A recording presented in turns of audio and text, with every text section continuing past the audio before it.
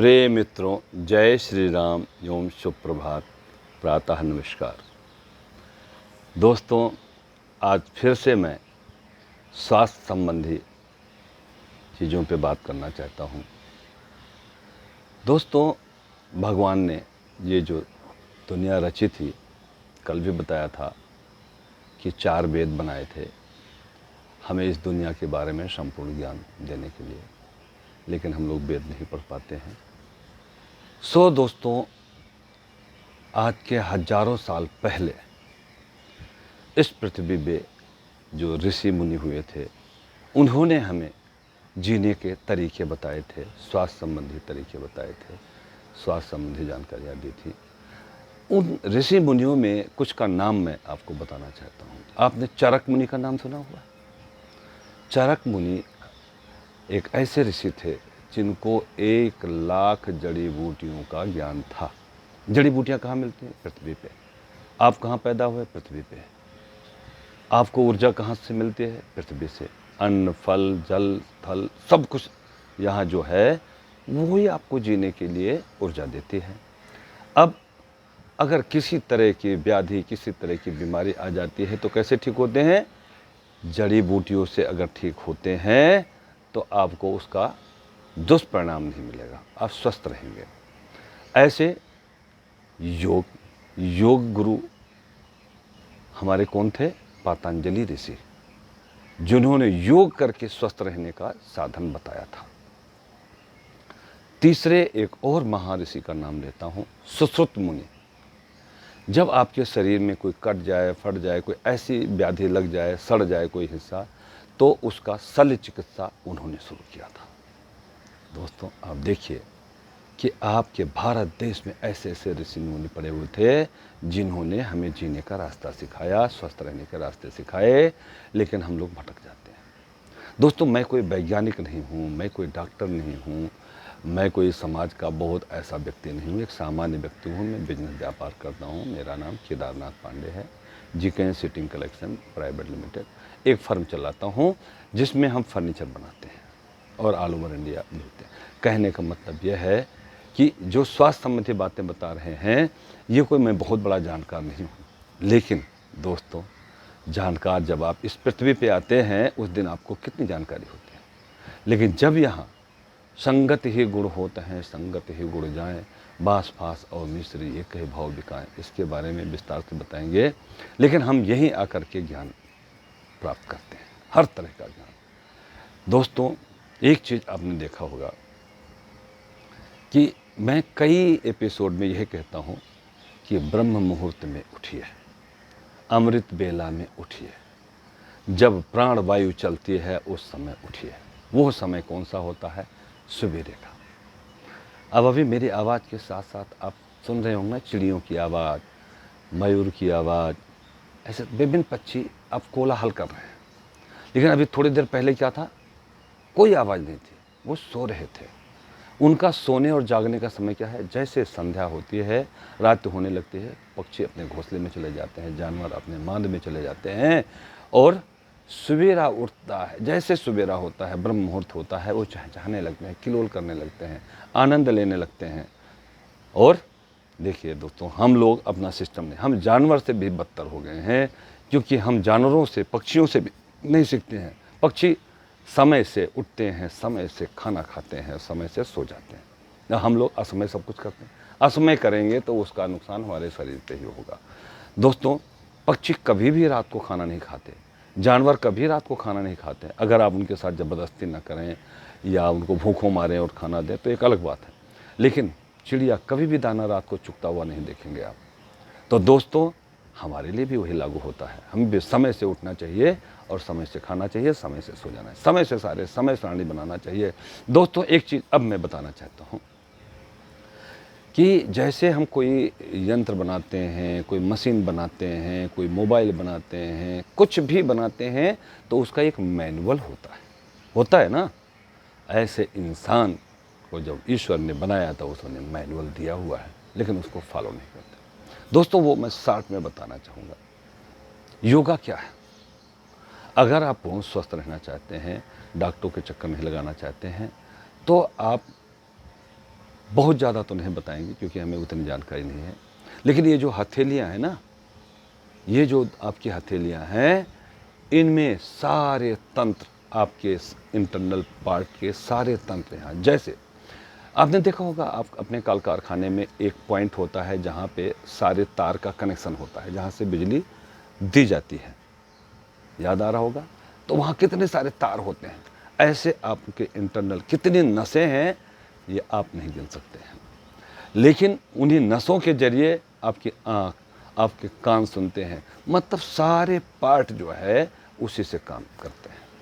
ऊर्जा कहाँ है, आप मुंह से खाना खाते हैं, पेट में जाता है और वो खून बन के नसों में जाता है, शुद्ध खून, तो आपका सारा बॉडी पार्ट चलता है। जैसे स्विच कहाँ लगा होता है, बल्ब आधा किलोमीटर दूरी पे लगा दें, स्विच जैसे दबाएंगे वहाँ बल्ब जल जाएगा। ऐसे आपका शरीर है। आपके शरीर को स्वस्थ रखने के लिए ईश्वर ने आपके हाथों में, आपके पैर के तलवे में सारा तंत्र ज्ञान दिया हुआ है कि आपको अगर कोई बीमारी होती है तो ये हाथ की उंगलियों के पोर को हथेली में अलग अलग पॉइंट दिए हुए हैं जो एक्यूप्रेशर कहते हैं। अगर आप एक्यूप्रेशर करते हैं तो आप स्वस्थ हो जाएंगे, आपके डॉक्टर के पास नहीं जाना पड़ेगा। क्या ऐसा करना चाहिए, नहीं करना चाहिए? ऐसे पैर में आपको क्यों कहा जाता है कि ब्रह्म मुहूर्त में उठिए और वॉक करिए? वॉक करने का फ़ायदा क्या है दोस्तों? सबसे बड़ा फ़ायदा यह है कि आपके पैरों में भी ये जो बॉडी पार्ट के सारे तंत्र पैर और हाथ में ही है। जब आप पैदल चलते हैं या जो एक देखते हैं एक पत्थर ऊबड़ खाबड़ लगाया हुआ होता है, आप कभी भी पार्क में जाएं, अभी यहाँ मगनोलिया के पार्क में 2 रास्ते बनाए हुए हैं, एक में पत्थर ऊबड़ खाबड़ लगाया हुआ और एक में प्लेन दिया हुआ है। जब ऊबड़ खाबड़ पत्थर में आप स्पोर्ट्स शूज पहन के चलेंगे तो उसके एक्यूप्रेशर होता है, उसके पोर जो है दबते हैं, और जब बार बार दबते हैं तो वो एक्सरसाइज हो जाता है, आपको नहीं पता चलता है कि उसके कितने सारे फ़ायदे हो गए। तो दोस्तों आज से ठान लें कि रोज़ सवेरे उठेंगे और वॉक करने जाएंगे। वॉक का ये फ़ायदा हो गया। फिर भी आपको ब्लड प्रेशर है, शुगर है, कमर दर्द है, पीठ दर्द है, हार्ट की प्रॉब्लम्स है, किसी तरह की प्रॉब्लम्स हैं तो नहीं, हथेलियों में एक्यूप्रेशर। अब कहें कि एक्यूप्रेशर के लिए मैं किसको बुलाऊं? आपको किसी को बुलाने ज़रूरत नहीं है। इसी मोबाइल पे आप एक्यूप्रेशर के बारे में जानकारी जानना चाहें तो मुंह से भी बोल देंगे, जो हाई एंड मोबाइल हैं वो तुरंत वो सारे वो खोल देगा जो है, जिसके द्वारा आपको समझाया गया। ज़्यादातर हमने देखा है कि रामदेव जी एक्यूप्रेशर के बारे में बहुत अच्छी तरह से बताते हैं, करके दिखाते हैं और उसी क्षण उसका फ़ायदा भी दिखा देते हैं। तो आप या तो बीमार रहना चाहते हैं, डॉक्टर के चक्कर लगाइए, या एक्यूप्रेशर करके अपने आप को ठीक कीजिए। दोस्तों एक फ़ायदा आज मैं और बताना चाहता हूँ जो कल नहीं बता पाया था। हम पहले ही कहते हैं ना कि हर चीज़ का कोई एक मेन पार्ट होता है। इंजन, जैसे इंजन कहते हैं, गाड़ी का इंजन होता है, हवाई जहाज़ का इंजन होता है, जो कारखाने में फैक्ट्रियाँ लगी हुई हैं उसमें जो मशीनें हैं उसका भी इंजन होता है, वो का फ्यूल के द्वारा या बिजली के द्वारा उसको ऊर्जा दी जाती है। तो ऐसे है हमारे शरीर में एक इंजन है, ये सर, हेड इसे कहते हैं।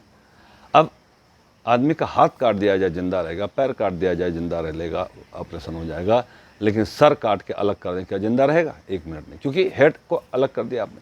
अब हमें हेड को ठीक रखना है। हेड को ठीक रखना है तो क्या है, जैसे आप गाड़ी चलाते हैं, बाइक चलाते हैं, कोई भी ऐसा साधन है जिसका इंजन चलता है तो उसको ठंडा करने के लिए एक फैन बेल्ट होती है। एक होता है स्वतः ठंडा होना और एक होता है एक्स्ट्रा कूलिंग चाहिए होता है। इंजन जितने तरह के आज गाड़ियाँ बनी हैं उसमें कूलेंट भी डाला जाता है और एक्स्ट्रा फैन बेल्ट होता है। जब भी 2 किलोमीटर से 5 किलोमीटर से ज़्यादा आप नहीं चल सकते हैं अगर फैन बेल्ट ना हो। क्यों? इंजन गर्म हो जाएगा, गर्म हो जाएगा तो आग लग जाएगी, आग लग जाएगी तो गाड़ी बंद हो जाएगी। ऐसे आपका शरीर है। ये शरीर के अंदर फैन बेल्ट कहाँ है वो मैं बताता हूँ। इंजन कहाँ है, ये इसको ठंडा करना है तो क्या करेंगे, जैसे आप कार के इंजन को ठंडा करने के लिए फैन बेल्ट होना चाहिए और वो फैन भी काम करना चाहिए, तो आप हज़ारों किलोमीटर, लाखों किलोमीटर चला जाएंगे, आपकी गाड़ी ठीक रहेगी। ऐसे कई साल स्वस्थ जीना है तो इंजन को हवा दें, एक्स्ट्रा कूलिंग दें। एक्स्ट्रा कूलिंग क्या है दोस्तों, जैसे आप भक्त का प्राणायाम करते हैं ना, ये देखिए रामदेव जी सिखाते हैं, मैं तो ज़्यादा नहीं जानता।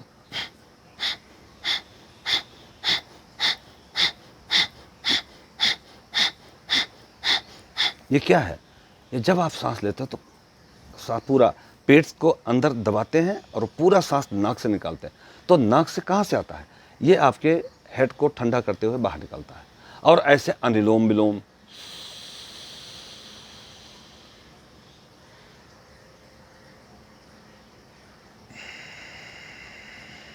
दोस्तों मैं इसका बहुत ज्ञानी नहीं हूँ, लेकिन मैं आपको बता रहा हूँ कि इसके बहुत बड़े फ़ायदे हैं। आप कभी गलत निर्णय नहीं लेंगे, आप बिल्कुल स्वस्थ हैं। जब आपका इंजन सही रहेगा तो आपका बॉडी पार्ट काम करेगा। ऐसे अनुलोम विलोम, भस्त्रिका प्राणायाम, भ्रामरी प्राणायाम, बहुत सारे प्राणायाम हैं जिसको करने में क्या जाता है आपका। अब दोस्तों एक शॉर्ट में बताता हूँ कि आप अगर स्वस्थ रहना चाहते हैं तो कुछ प्राणायाम जो नहीं जानते, एक्यूप्रेशर भी नहीं जानते, छोड़ दीजिए। मैं आज एक सरल उपाय बताता हूँ, वो अगर कर लेते हैं आप पूर्ण स्वस्थ रहेंगे। वो आपके हाथों में जो ये हथेलियाँ हैं, इसमें 5-7 तरह के एक्सरसाइज करने हैं। आज से करना शुरू करें और लगातार 15 अगस्त तक करके देखें। दोस्तों हमें बताइएगा ज़रूर, अगर याद रहे तो। वैसे कोई याद नहीं रखता है, लेकिन याद रहे तो मुझे बताइएगा कि आपको कोई फ़ायदा हुआ कि नहीं। मैं तो अपने जीवन में शायद मैं कब बुखार हुआ था, कब मुझे कोई बीमारी, मुझे याद ही नहीं है। चोट लग जाए, एक्सीडेंट हो जाए, उसकी अलग बात है। मैं कभी बीमार नहीं होता हूँ, ऐसी ईश्वर की कृपा बनी हुई है, क्योंकि मैं समय से उठता हूँ, समय से खाता हूँ और समय से सो जाता हूँ और समय से वॉक करता हूँ। और जो एक्सरसाइज हमें जहाँ से मिलती है वो एक्सरसाइज भी करता हूँ, योग भी करता हूँ, चाहे थोड़ा थोड़ा करता हूँ। इस शरीर को स्वस्थ करने के लिए ये चीज़ें थोड़ी थोड़ी कर लेंगे, ठीक रहेगा। जैसे सर्वप्रथम आप 1 मिनट तक 60 बार गिने। ये हथेलियों में जितने पॉइंट हैं, अगर आप को एक्यूप्रेशर नहीं भी आता है तो इनको जब ताली बजाएंगे तो आपके सारे एक्यूप्रेशर ऑटोमेटिक होंगे। जैसे 1 2 3 4 5 6 7 8 9 10 11 12 13 14 15, ऐसे 60 बार बताएं। इसके बाद ऐसे 1 2 3 4 5 6 7 8 ऐसे 60 बार इससे, और फिर इस हाथ पे ऐसे बीच में ऐसे ठोके। 2 हो गया। तीसरा आप ये 1 2 3 4 ऐसे 10 बार इसको करें और 10 बार इसको। 60 बार 1 2 3 4 5 6 7 8 9 10 इस तरह से करें। और फिर ऐसे 1 2 3 4 5 6 7 8 9 10 ऐसे ये करें। और इसके बाद ये 1 2 3 4 5 6 7 8 9 10 फिर ऐसे 1 2 3 4 5 6 7 8 9 10 ऐसे 60 बार। और इसके बाद अपने ये कलाई को, 1 मिनट घड़ी खोल देता हूँ, कलाई को ऐसे दोनों कलाइयों को 60 बार ऐसे करें। दोस्तों आप देखिएगा अद्भुत फ़ायदा होगा, अद्भुत, जिसे कहते हैं अभूतपूर्व, मतलब आप सोच भी नहीं सकते हैं। और अगर हो सके तो ऐसे पूरे बॉडी को ऐसे ऐसे थपथपाएं, 5-5 बार एक जगह पे मारते जाएं, ऐसे हाथ पैर सबको। इससे क्या होगा, जैसे एक पाइप में कोई कचरा फंसा हो और वो दूसरे सिरे से ज़ोर से फूंक दें तो वो निकल जाएगा। ऐसे ये बॉडी का पार्ट ये हिलाने से, ये पीटने से ये तंत्र सारे चालू हो जाते हैं। जहाँ ब्लड सर्कुलेशन रुक रहा होता है वो भी ठीक हो जाता है। सो दोस्तों बहुत लंबा वीडियो नहीं बनाना चाहता हूँ, इसके बारे में फिर बताएंगे। जितना आज बताया इतना कर लें और इसका फ़ायदा देखें। जय श्री राम।